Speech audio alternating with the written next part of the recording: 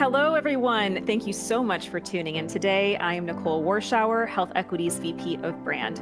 And welcome to the first episode of Benefits Innovation Lab. By the end of this episode, you should know how to determine the right problem to solve with AI.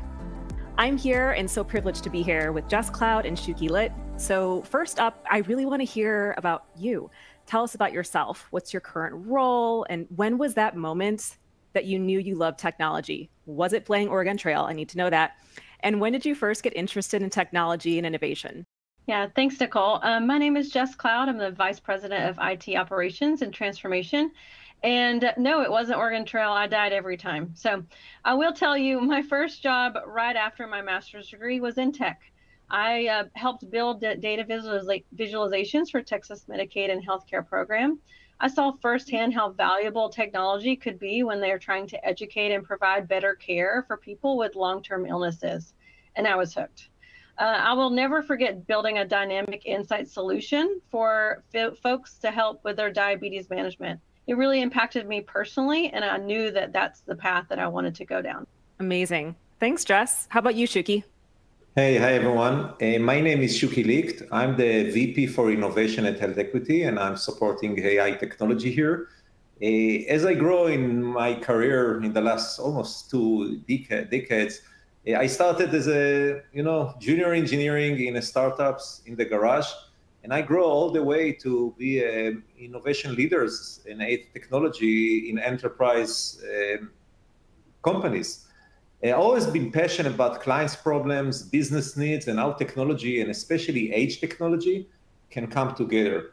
I think one is very special in this time period is that now the AI and machine learning is one of the most interesting things that happen now, especially in the last years that I'm working in this arena. And I'm very happy to see that this technology are getting more and more maturity, and also from innovation start to be more a low entry, that everyone can get access to this technology and use it and create an impact to so many people in the world. This is a great topic to discuss for today. So now that you've learned a little bit more about Jess and Shuki and how incredible they are, I also want you all to understand a little bit about how they work together. I've obviously had a very privileged situation hearing their conversations over the past year and change at Health Equity, but I would love to hear from both Jess and Shuki about how you work together. Yeah, so I've been with Health Equity over a year now, and have been so excited to see so much innovation that's happening in this space. So I've partnered with Shuki for a lot of different, big initiatives where we're really trying to disrupt what's the same old, and really push forward to the new and normal. And that includes a lot of AI type of activity. I think that, where we both intersect is Shuki is definitely thinking big picture, 10 years down the road, what is the robots going to do and the AI going to help us with? And I'm just thinking of all those little intersections of making sure that it runs smoothly and it empowers the new employees for their workday. Well, I'm like Jez. I'm also a year at Health Equity. I think we came on the same time. And I'm very focusing on the innovation and the technology for AI on the product side. Are we bringing to clients and members and employers and partners these kind of new technologies? But on the other side, with Jez, we are not forgetting about how to support the service team, how to make sure that the member getting the right experience when they have an issue of a health issue in 2 a.m. in the morning. And now such kind of AI advisor or virtual assistant really can help them. This is the place that we are coming together. And I think the beautiful thing about my job in general and the job together with Jez is that we are taking care about the 360 view of the member, the employer, the partners, and we are covering that from all the pieces.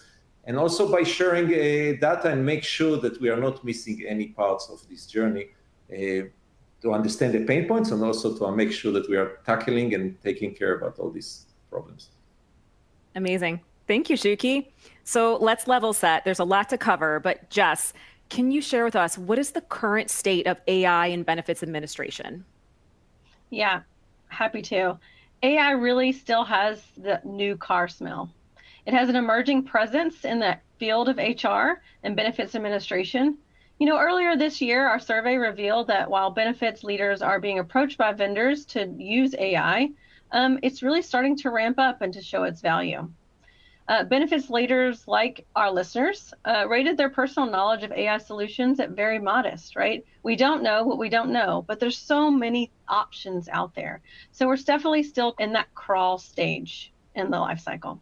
Despite emerging nature of AI in this field, there's a lot of optimism. I think people are really starting to see the value of AI and getting excited.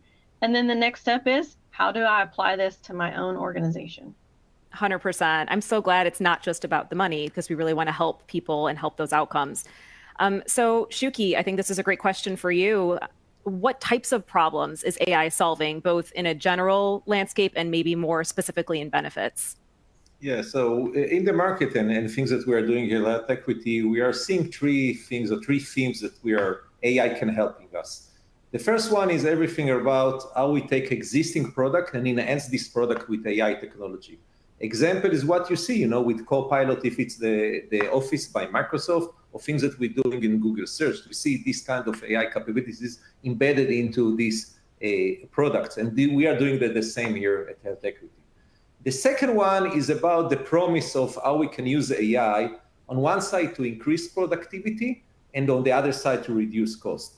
An example of that is how we can use, in the past, the RPA, how we can automate things. I think with AI, we can automate in an intelligent way. One example that we are doing here at Health Equity is the expedite claims, using claims AI and AI technology to take experience of member from 20 to 30 minutes to submit a claim to experience for less than a minute to get also the decision by AI. This is a great experience and how to reduce a cost and increase productivity. The third one is about the customer experience. Everyone aware of what we are doing with, or what others are doing with the chatbot, and about the dialogues, how we can start to have a more human dialogue with AI. If in the past it was more just to answer question, we start to see more and more solutions in the market that are going through agents and really AI driven, that helping to take actions into something that AI can help you to achieve things and goals. Thanks, Shuki. So helpful. Jess, I know just from working with you at Health Equity, you've been working on so many wonderful things that are really helping with those outcomes and implementing AI within the customer experience. How do you measure success? I feel like this is a question we saw hard to answer in a lot of the research, and I would love to hear your thoughts there. Yeah, it's definitely hard to measure, but it's always the right thing to do. This is such an important concept because I think organizations feel confident that AI will make an impact of their business by removing friction, time, and empowering their employees with more capabilities. But how do you truly measure success? I firmly believe in aligning the measures of success to what's important to the organization. Maybe it looks like better health and well-being outcomes. It's easy to measure in dollars and much harder to measure in the rewarding and trend towards benefiting people for many years to come. For an example, I'm certainly leading the way in trying to reinvent our experience transformation. And we've recently defined our measures of success on how many times are our customers able to self-service rather than how complex does that need and requirement come from them that may be requiring a human touch. So it's always a balance in making sure that if you just need a simple transaction to get maybe how much money do you have in your account, we want to give you all the options to self-service in our digital channels. But if you really need a human in the loop, complex question, we want to make it frictionless for you to get to that person and resolve your issue in a matter of minutes. Thank you so much, Jess. I love that you're adding the human element to this. I think that's something we've seen in the research time and again that people are worried about. And I think to that point, a lot of folks get caught up with how to move forward. How do we think about those first steps? So, Jess, how can an organization choose how AI can improve their own benefits administration? What are some of those first steps that they can take? Yeah, there's always kind of the consistent steps. However, everybody's path is going to look different, right? But start by saying, I want to understand how our AI strategy would align to our organization's goals. Are you looking to improve efficiency, enhance customer experience, or innovate with new products? Knowing those objectives will help pinpoint exactly what AI tools and capabilities that you need to go to the market to do the research. And that lends it to your second step. Assess your current processes. Look at your existing processes and identify what areas are time-consuming, repetitive, prone to errors, or customer pain points, right? You leverage the CSAT scores to feed your backlog for AI capabilities. These are often prime candidates for AI and automation. And then final step, just to really launch you into getting started, is educate yourself. There's so much material out there on AI now. It's hard to weed through all the different tools, but there's resources out there like Gardner and other types of publications that will help point you in the right direction and give you case studies. Maybe there's other folks that have embarked on similar journeys and solved for this already. Even though your journey may look a little differently, you can have a North Star to work towards. I love that, Jess. AI for good, right? That we all can use this for the better. So we have a couple questions that have come in, and I'm going to kind of tailor them to see who's going to be the best pick to answer these questions. So first up, will AI complement current HRIS systems, or will we need to buy or build entirely new systems to support AI? It's an interesting question. I think now that we are in the middle of the evaluation of AI and how it comes to production, what we see in the market and what we believe will come on is to how to enhance existing processes and existing solution as it's now. I don't see right now that everything been replaced. And just an example of things that we are seeing, for example, if you have, for example, on our side, an HSA contribution, it's not now to change the entire spectrum of how HSA will works like. It's how we can use AI just to help the member to know how much you need to contribute to maximize things about tax and to also make sure that you have enough money for affordability. Another example is things about when we have clients that we need to onboard and all the complexity of that, we can use AI to do the whole onboarding process much easier if it's for the client side, the employer, and also from our side. So instead that it will take weeks, it can take a few days. So all these kind of things, how you start to take processes and things that we are regular to do today, if it's in a manual or in some automation without intelligence, AI can really, really help that. And this is where I believe everyone needs to start with, and later on to start to think more broadly how to disrupt the entire market. Yeah, iterative improvements, right? Small things to make it easier and better. That's great. Thanks, Shuki. So next question that came in, this is such a goodie. What does it mean to be successful implementing AI? And I know both you, Shuki, and Jess have gone through this in many iterations already and have many to come. Would love to hear Jess first. Share a little bit about that. Yeah, I mean, I think Shuki and I can definitely attest. Success sometimes means failing, and failing fast, and being that, like I said, early adopter to even try. Success for implementing AI can range between proving out that a pilot is not right for the organization at this time, but has future value. You can also, success may look like implementing a large product or project that has a large amount of value to the organization and for your employees. So it really, can go both ways. But the first step of getting started is, to me, a big step in the right direction. Shuki, what did you think? Yeah, I totally agree with you. I would try to put it in some bucket. And again, there's always, the success around the business, to have a better member experience and cost saving and the big words and business that are really, we want to show to our leadership that we're really bringing outcome. But I think one thing that I learned with this kind of technology that you need to have the patience and to do it right in innovation process. And think about the three pieces of the process. The first things, and each one need to have his own success. The first one is think big. Sit with your people, start to understand how the big picture will look like, what you want to achieve, how the things will look like in 3 to 5 years. Once you get that, start small. Especially with AI technology, there is no easy wins here. You need to start with very, very small. As Jess mentioned, you need to know how to fail and fail fast and try again and again till you get to something that really brings the value.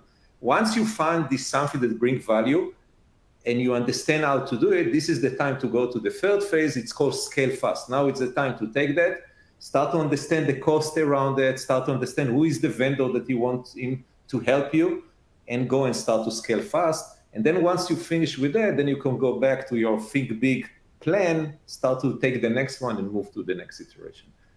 There's no other way to do it, especially with AI technology.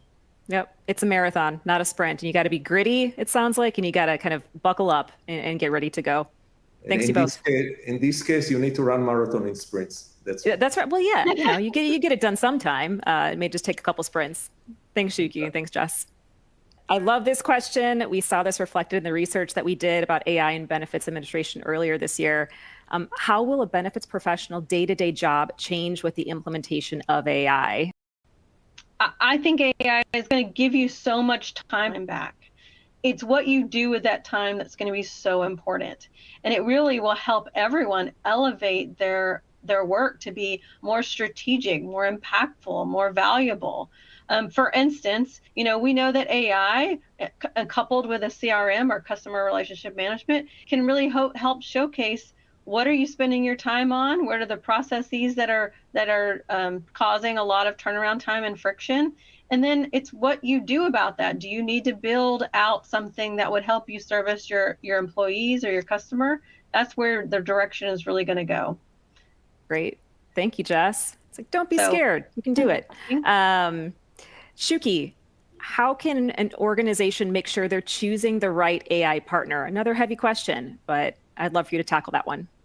Yeah, this is a heavy question. And I will give my experience in the last years that we are doing these kind of things.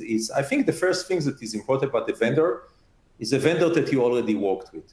And it's less about the trust, although it's very important. It's also about the idea that this vendor already knows about the changes and the problem that these clients really struggling with. And the second one is access to the data that this vendor already have and build through his core perspective. Think about it in example. One of the big challenges that we see, for example, with AI in general, and especially with LLM, that is try to generalize everything. And by going with this approach, the confidence level and the quality is very low. So by combining a vendor that already have intimate understanding the challenges, intimate understanding the data, he can get better results compared to external vendor that come and try to solve this big problem. One example is what we are doing with recommendation. By us have this kind of data that we are sharing and working with clients for years and bringing AI technology for that, we can start to boost this recommendation to be more personalized compared to external vendors that come and need to build everything from scratch. It takes time.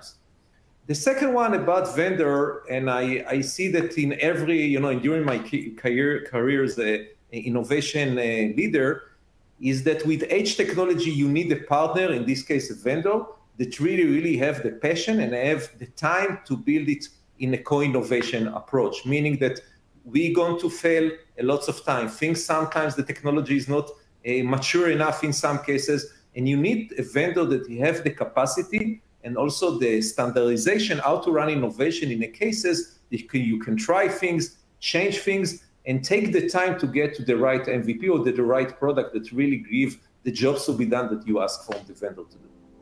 Ability, trust, all of those things really make for a really great vendor. Thanks, Shuki. Thank you so much for joining our first episode. We'd really love to know what steps you're going to take next. You can choose any or all the options relevant to you and your journey. A, you can register for a future Benefits Innovation Lab episode. Please join us again, it's fun. B, you can choose an area in your benefits to improve through AI. C, you can keep learning about AI, which I think we do every day. And D, you could speak to someone at Health Equity about innovative benefits. Our goal today was to help you determine the right problem to solve with AI. Please subscribe to our blog at blog.healthequity.com to see more content related to AI and innovation.